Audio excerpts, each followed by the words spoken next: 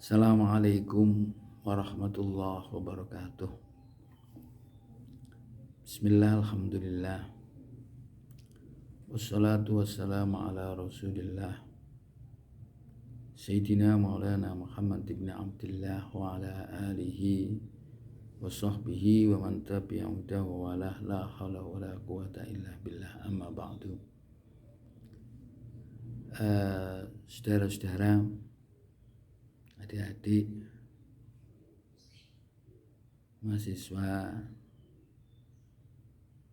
semester 5 di jurusan Fakultas Humaniora yang berbahagia, yang sangat saya banggakan. Pagi hari ini alhamdulillah kita bisa bertemu untuk mengkaji satu mata kuliah, yaitu mata kuliah tahlilun nusus, analisa teks. Mata kuliah ini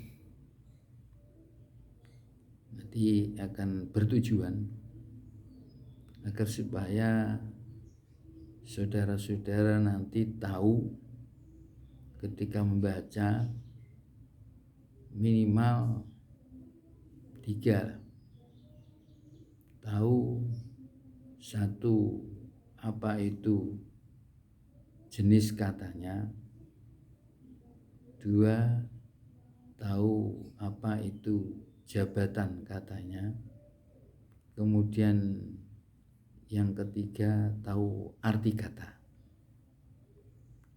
kemudian keempat mungkin disempurnakan ketika menerjemahkan dari teks itu dengan benar dan baik. Saudara-saudara, tadi saya katakan pertama tahu akan jenis kata. Jenis kata itu mungkin dulu saudara-saudara sudah pernah mengenal. Jenis kata itu mungkin identik ya, kalaupun tidak sama persis dengan sorof, dengan sigot. Ya, itu dikaji dengan ilmu sorof. Sigot itu jenis kata. Sekarang mungkin kita dulu dengan bentuk kata. Jenis katanya apa? Isim fa'il, fi'il madhi, fi'il mudhari, itu namanya jenis-jenis kata. Saya kira itu di dalam tata bahasa Indonesia. Ini memang kita, dan ilmu ini mungkin sudah Anda pelajari, saudara pelajari ketika di semester 1, semester 2, 3, dan 4. Di sana sudah lengkap, saya kira sudah belajar tentang sorof, sudah belajar dengan nahwu. Mengenai terjemah mungkin sekarang ini sama-sama. Ya, ini jenis kata. Dan nanti saya harapkan ketika Anda tahu jenis kata A umpamanya, ini bisa mengembangkan. Contohnya ketika A itu kata itu fi'il madhi, tolong Anda nanti bisa meluaskan mudhari'nya bagaimana, masdarnya bagaimana, fi'il amarnya bagaimana, begitu. Demikian juga nanti tahu bisa mengembangkan dari fi'il madhi yang sulasi mujarrad kepada sulasi mazid, mazid 1, mazid 2 atau mazid 3 dan seterusnya. Jadi nanti sifatnya mata kuliah ini nanti akan syumul, menyakup banyak hal. Jadi bukan hanya satu kata, nanti bisa mengembangkan dengan yang lain-lain. Bahkan nanti kalau kita kembangkan dengan arti kata, ini Anda akan tahu di perubahan arti kata dari sulasi mujarad ke sulasi mazid itu kadang-kadang ya ada perubahan kata. Dan itu kalau mungkin saudara-saudara pernah belajar pada kitab Amsilatut Tasrifiyah, nah di sana itu ada yang kita kenal dengan yungkolus sulasi ila wazni fa'ala umpamanya, dari mujarad ke fa'ala untuk apa, litakdian. Tapi kadang-kadang realita di dalam teks itu kan kadang-kadang ya tidak semus begitu, tidak mulus begitu, kadang-kadang ya ada penyesuaian, ya kan. Contohnya ada kata-kata jamaah, ajmaah, ada ijtamaah, ada jamaah. Itu kalau kita kita mengartikan kan jamaah itu artikannya kan mengumpulkan. Jamaah itu mengumpulkan. Tapi kalau sudah menjadi ajma'ah, nah itu bagaimana? Artinya kan sepakat. Jadi kalau jama'atul ibila, saya mengumpulkan ibil, unta di sana, terus menjadi istama'ah, menjadi terkumpul.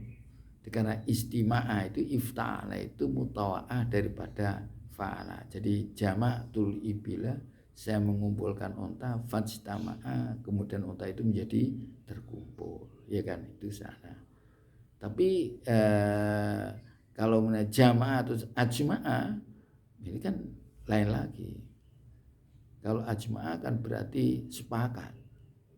Kalau jamaah mengumpulkan, ajmaah nggak bisa mengumpulkan lagi, tidak. Ajmaah artinya sepakat. Ijma itu kesepakatan. Nah ke sana lah.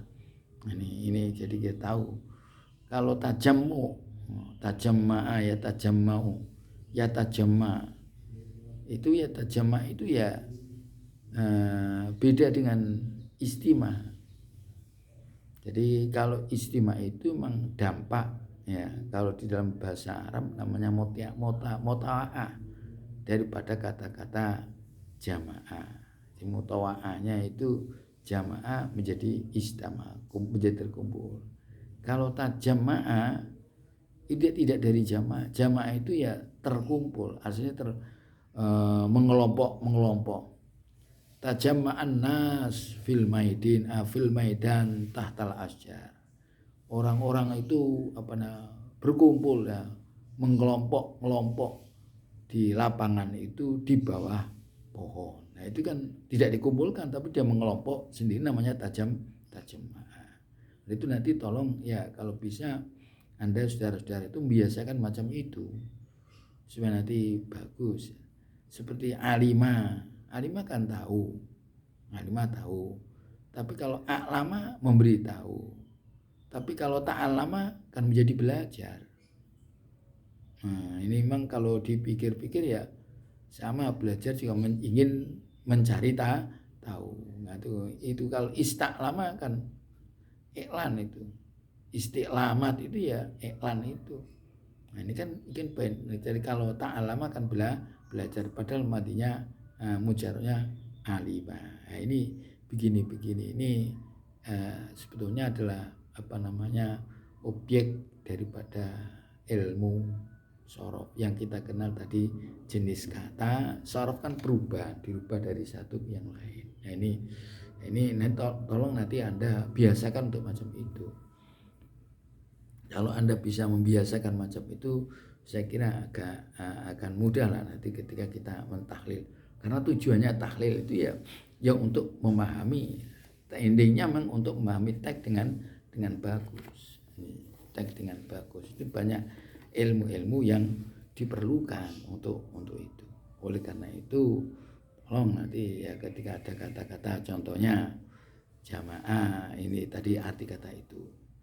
Demikian juga nanti kalau madi mudhari, sebetulnya kalau kita belajar atau kita cermati lah, kan tasrifan juga tidak perlu semua, mungkin hafal satu aja atau ya satu bentuk atau tiap mujarad, terus sulasi mazi itu bentuknya tahu, terus kita bisa menganalogkan kan bisa.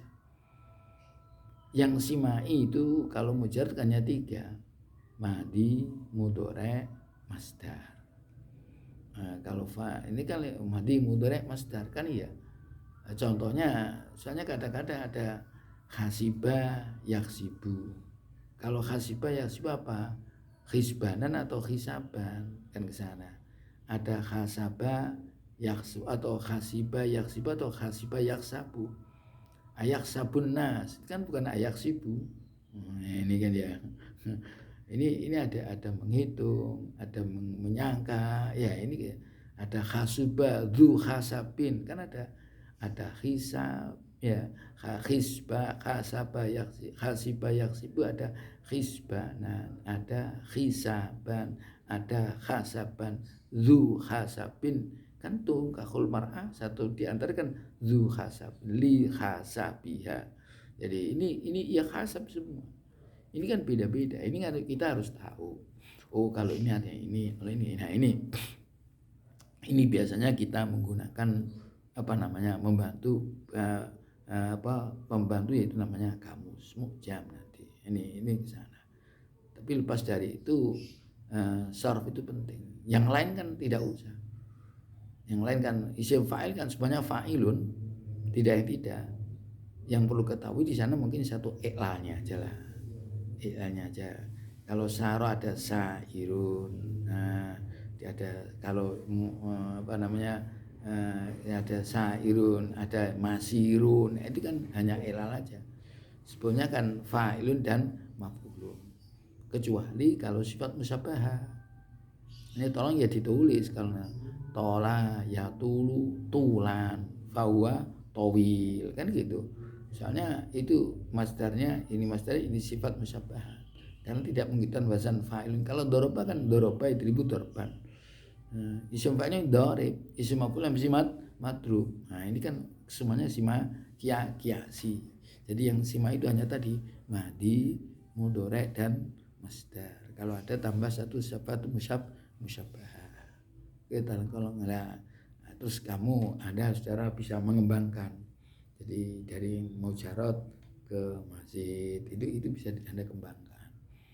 Latihan. Ini sifatnya nanti latihan karena ini ilmu ini perlu latihan.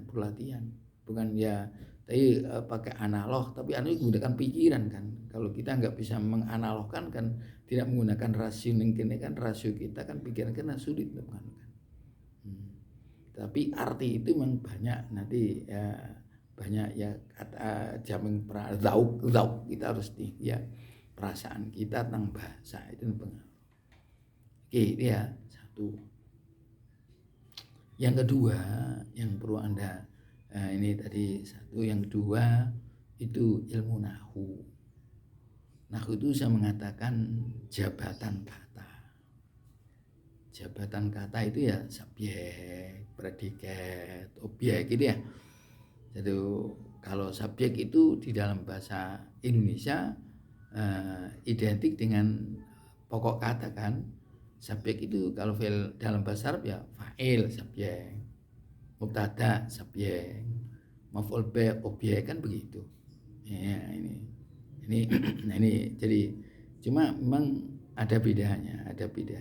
Ya ini satu mungkin perlu kita ketahui ya bahwa bahasa Arab itu untuk mengungkapkan satu kata, satu kalimat itu bisa banyak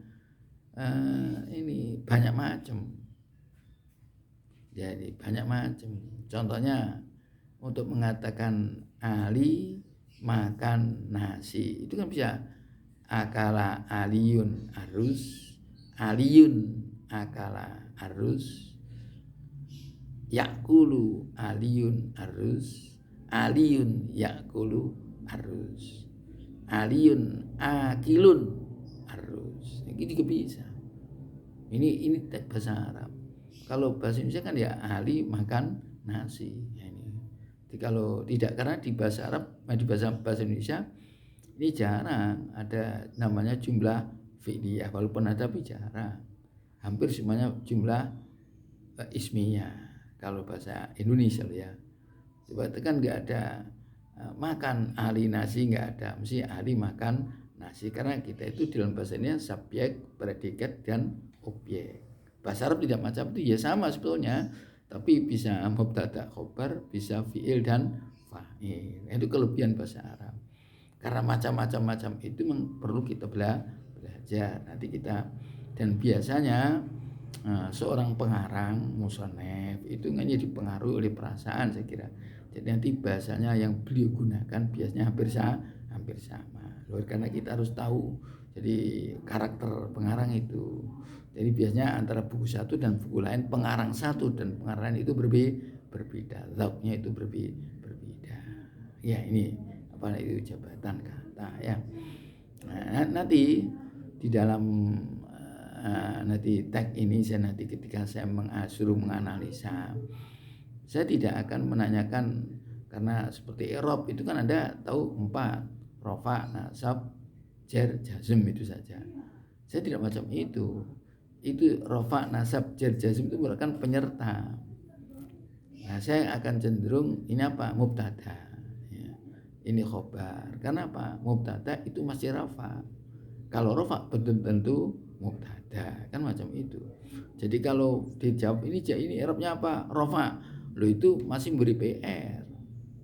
Nah, rafa, karena rafa itu bisa naibul fa'il, rafa itu bisa fa'il, rafa itu bisa mubtada, rafa itu bisa khobarul mubtada, ya. Rafa itu bisa khobaru inna, rafa itu bisa ismu kana wa akhwatu, kan banyak.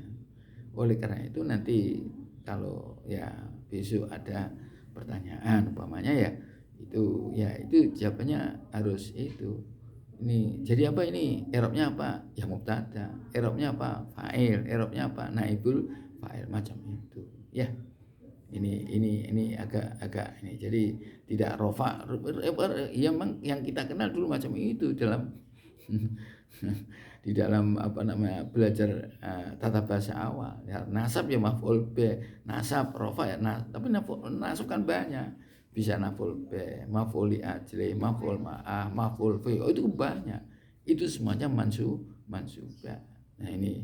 Jadi i'rabnya apa? Jangan nasab, keliru. Ini i'rabnya apa? Jabatannya apa? Ya maf'ul li ajli. Kalau maf'ul li ajli kan mesti nasab. Ya kan istilahnya. Kalau dalam nahwu ada maf'ul bi majrur kan ya sama juga bisa dikatakan jar majrur. Mesti karena majrur karena ada huruf jarnya, ya kan? Nah, ini ke sana. Oleh karena itu tolonglah nanti ini dalam analisis macam itu. Saudara-saudara, ya nahwu itu sebetulnya juga banyak kaitannya dengan sorof. Ya. Nahwu itu banyak kaitannya dengan sorof, ya. Contohnya apa? Contohnya kita mengatakan hal. Hal itu apa? Hal itu yang mufrad. Itu mesti di sana mesti jenis katanya bertentu. Kalau definisi kan al-halu wasfun. Al-hal itu isim sifat, kata sifat. Ya hal itu mesti ya, yang menjadi hal mesti isim fa'il, isim maf'ul, itu ke sana. Kalaupun yang tidak mesti jarang-jarang. Maf'ul mutlak hampir semuanya masdar. Kalau ada naib itu ya jarang. Jadi kalau gitu nahwu itu identik ya ada kaitannya besar, kaitannya dengan ilmu sorof. Nahwu dengan ilmu sorof banyak terkait. Nah, oleh karena itu maka dua ilmu ini harus Anda pelajari dengan bagus ya. Kadang-kadang gini, kalau nanti sudah ada tambah lagi ilmu tarjamah ya, ini memang ada tambah lagi.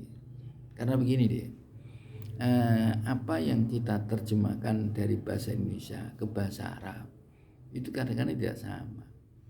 Contoh ya, di dalam bahasa Arab itu tidak ada kalimat pasif yang ada subjeknya, nggak ada.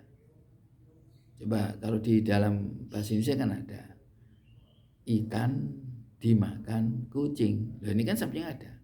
Ikan dimakan kucing. Padahal dimakan itu kalau kita kenal di dalam bahasa Arab kan ini fi'il madi majhul kan. Dimakan itu majhul kan. Kalau majhul itu maksudnya majhul itu majhulul fa'il. Majhul itu majhulul fa'il, tidak ada fa'il, memang sengaja di ini duriba aliyun. Ya, ini kan tidak ada fa'ilnya. Nah ini kok padahal dalam bahasa Indonesia kadang-kadang ada. Nah, ini apa namanya? Kalau tadi ikan dimakan kucing. Kalau bahasa Arab mesti ikan dimakan itu ada, tidak ada kucingnya. Nah ini gimana cara nanti menerjemahkan, mentranslate-nya di dalam bahasa Arab? Ini harus ada pihak, harus tahu. Caranya gimana? Jadi karena di dalam bahasa Arab itu tidak ada subjek, kalau kata kerjanya pasif, maka kalau di sini ada subjek, maka transitnya dalam bahasa Arab ya harus kata kerjanya aktif, jangan pasif. Nanti gimana bahasanya ya as-samakatu atau as-samakatu akalaha aliyun. Nah ini kan, tapi itu kan enggak jelek. Ikan itu dimakan, memakannya kan enggak ada. Ikan itu memakannya Ali, kan enggak enak tuh. Ikan itu memakannya Ali, itu kan sama dengan ikan itu dimakan oleh Ali. Ya begini nih, karena di dalam istilah syiarul lughah, kalau Anda nanti belajar bahasa, jadi bahasa itu memang ada al-lughah mukhtalifah, beda-beda, idiomnya itu beda-beda. Oleh karena itu ketika kita menerjemahkan apa itu harus tahu dari bahasa Arab ke bahasa Indonesia atau bahasa Indonesia ke bahasa Arab. Ini ya. Ini nanti oleh karena itu ada di sini ada Anda dalam tahlil nanti tolong ya, nanti saya juga akan untuk anukan terjemahnya bagaimana, menerjemahkan dengan baik. Gitu ya.